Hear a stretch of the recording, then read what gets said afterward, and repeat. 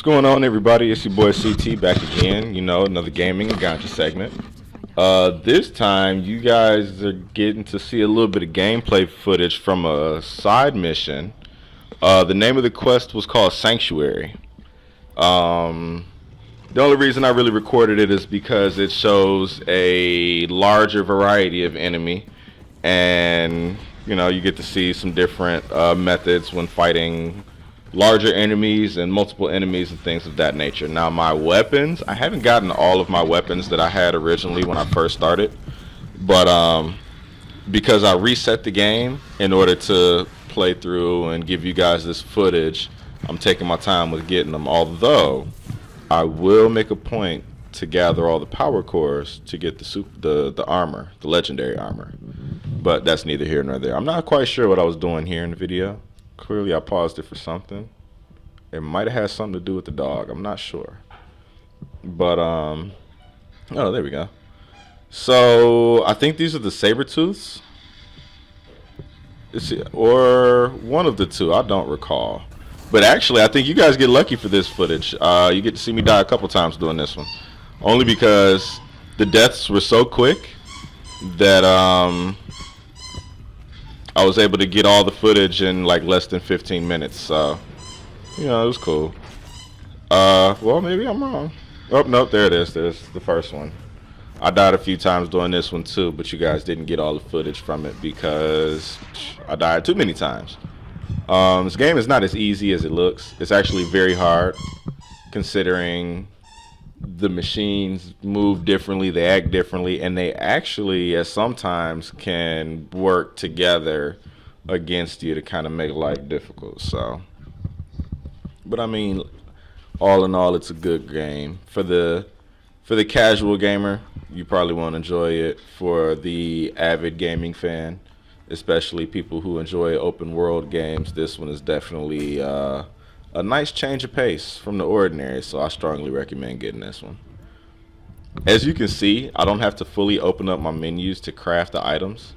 As long as I have the proper bow equipped to the slot and I have the items to make it, I can simply open up my weapon wheel and craft the ammo for whatever bow or sling that I happen to be carrying at that time. Definitely comes in handy. And it slows down. I don't know if you noticed, but it slows down everything in the background. It doesn't stop it, but it allows you to go in, craft your items, and then you still have the ability to react and get out the way. Let's say if an enemy is mid-attack. This enemy is a little trickier. There's a canister that's actually on the underside of its belly. I don't know if you can see it. It's a little white canister. At one point, I'm actually going to, that's how I'm going to end up beating them. I'm going to shoot the canisters to blow them up. Or at least I know I did it for one of them. I'm not sure if I did it on both. But fighting these things, any land-based monster for real, or a land-based machine, the Tripcaster is an awesome weapon. You literally just drop it in the ground and here you go. You get to see the canister. So the underside of the belly, that's where the canister is at. It's hard to hit if you don't have him stunned in some way. And as you can see, the blast radius is pretty large, so you don't want to get caught in that like I did. But yeah, this Tripcaster, the Tripcaster is a good weapon. As you see, it fires the little bolts into the ground, and it does have a limited range, so you can't just make an infinite line to have enemies trip over, but you can shoot multiple traps down to have them cross. So that's a handy weapon for larger enemies who happen to be land-based. They do have aerial enemies too, but you know, I'll get to that when I get to that. Y'all will catch that one at some point. I don't know how many times I've actually died in this video. Let me see. Actually, I think this run might be it, you guys. This might be the one I did it. Hunting wildlife.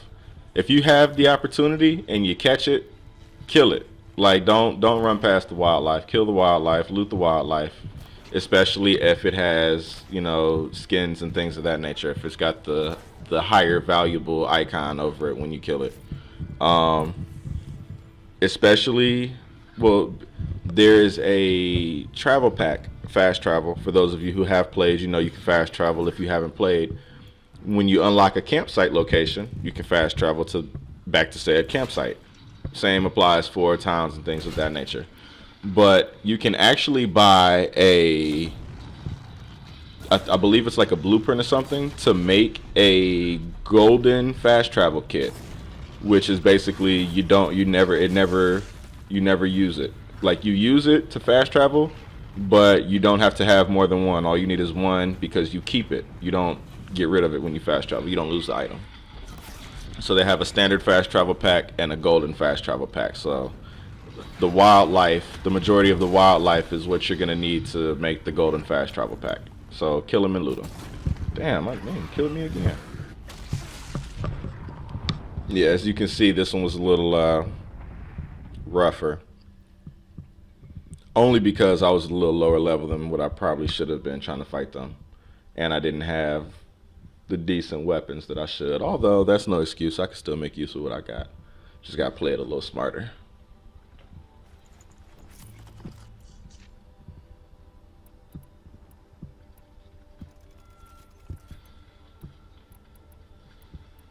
Alright. So, I don't know if you guys see, well, all those little patches of like tall red grass. That is actually grass that you can crouch in, and if you crouch in the grass, you cannot be seen. So, just a little tip, in case you didn't know.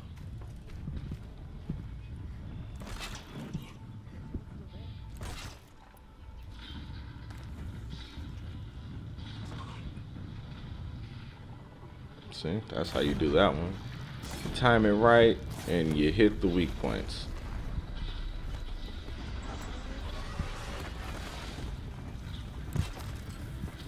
This particular enemy happens to be weak against fire attacks, which is why I'm using so many fire arrows to attack them.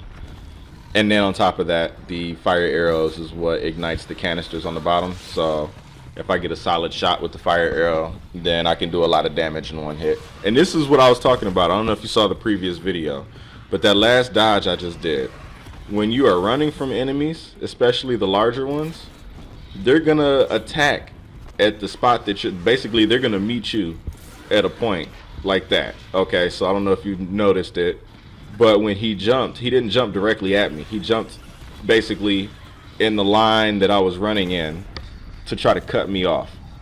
All the enemies are gonna do that. So when you dodge, you always dodge in the opposite direction that you're running in. It'll make your life a lot easier. Now, it's not always gonna work, but 90% of the time it will. And you'll thank me for it, so just thank me later. Come on the video and drop a comment, say, oh, CT, you're the best. Yeah, no, thank you. Alright, y'all, there's like 3 minutes of video left, so clearly this is it. Either that or I just embarrassed myself uploading a video of, what, 5 failed attempts? Yeah, pretty bad.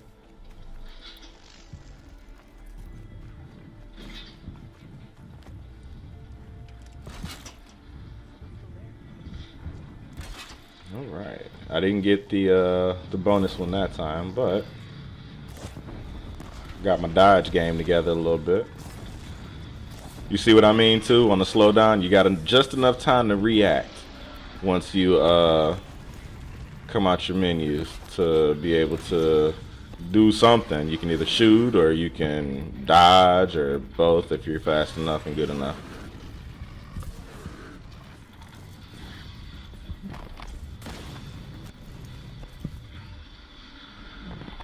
Oh, this one was hectic. I don't know why he didn't get stunned that time either. I must have missed a shot or something. I don't know.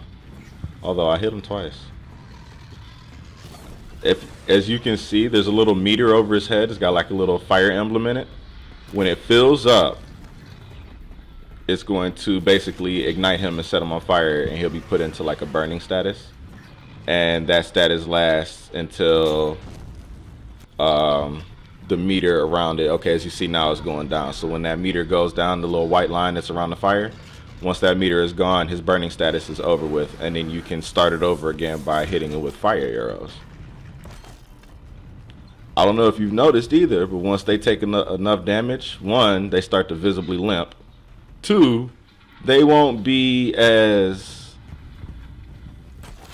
excited or interested in attacking you. Like, they'll come after you in self-defense, but they won't initiate the fight any further. Some of them will. I have had a couple stab me in the back, like they walked off like they were just gonna limp off to the corner and then came back and killed me, mauled me in the back. But, you know, whatever. Live and learn. Oh, the trip arrows, the shadow caster, or the trip caster, you don't have to worry about setting the traps off. So whatever trap you shoot, you can run straight through the line. Now, if you happen to be on that line when an enemy hits it, you will take damage from the attack, but you won't set your own attack off. Yep, here we go. Go for the canister. And it's over with. 3, 2, 1, boom, you guys.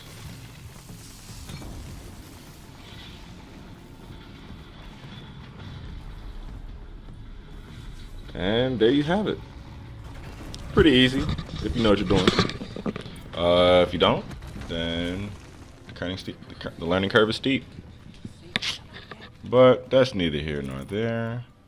Once again, I'd like to thank you guys for watching. It's your boy CT, and stick around, come back for another one, because I've got more Horizon Zero Dawn for you.